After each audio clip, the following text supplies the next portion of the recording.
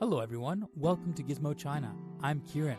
Poco's super cost-effective strategy has always been the reason for its immense popularity. Not long ago, the brand launched Poco M2 and 130,000 units were sold in India in just a few minutes.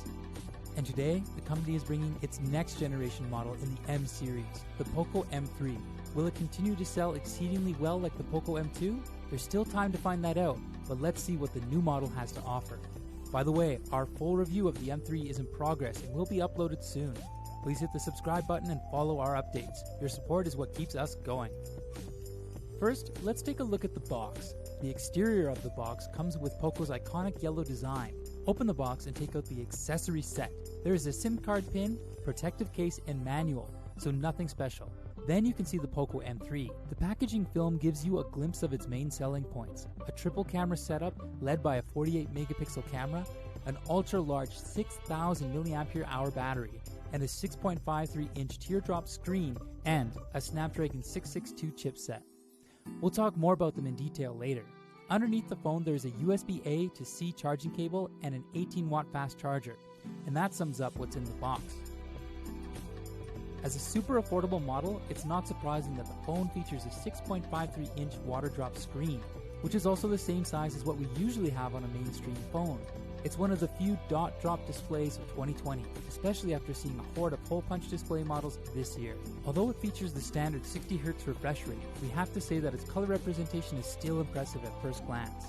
The fingerprint recognition is on the side, an IR transmitter, dual speakers, and a 3.5mm headphone jack are also available. Coming to the back, its design is much more recognizable, which should be one of the most unique designs for a phone in 2020. The design is indeed a surprise on such an inexpensive model. The cover and frame are made of one-piece plastic. We've seen a lot of phones at the same price range using the similar plastic cover, but unlike those phones, the plastic cover is textured to a fine leather finish. And the creative design does not make the cover look more elegant than most smartphones. In addition, the leather-like plastic design could be more resistant to slip, fingerprint, and scratches than glossy finish, while still keeping costs under control. The camera module is also unique. A large piece of glossy plastic is used for aesthetics. The triple camera module is arranged on the upper left and the Poco logo is on the right, which is still recognizable even among most models in the market.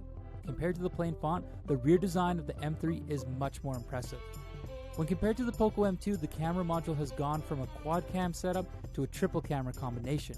However, it doesn't mean that the whole camera performance is downgraded. Likely to keep the cost down, the ultra-wide-angle lens was sacrificed for a better quality primary lens.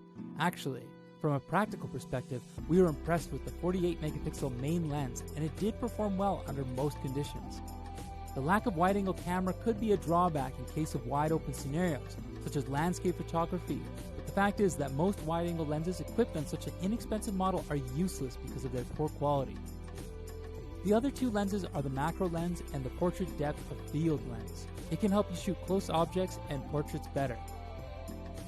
The Poco M3's processor uses Snapdragon 662, which is about the same as the M2's MTK Helio G80 in performance, but Qualcomm's processor will be better optimized for camera performance, so that should be the reason why the M3 uses the 662 chipset. Meanwhile, the M3 comes with a super large 6000 mAh battery, which when working with the low power consumption design of the Snapdragon 662 guarantees a really long battery life. No matter how you use it, the M3 would support sufficient power for at least the whole day use, but you may need a little patience to get a full charge, as it only comes with 18-watt charging efficiency. We'll put detailed camera reviews and performance tests in our reviews video, which will be updated in a couple days. If you're curious about its camera quality and gaming performance, keep an eye out for our follow-up review. Like the M2, the Poco M3 is also worth its price, and there are some fine upgrades on the M3 that make it an interesting option, such as the rear design and the large battery. Considering Poco's previous track record, we feel that this one should sell well too, as it ticks off most of the features you would want in this price segment. So that's it for today. Thanks for watching. This is Kieran from Gizmo China, and we'll see you all again soon.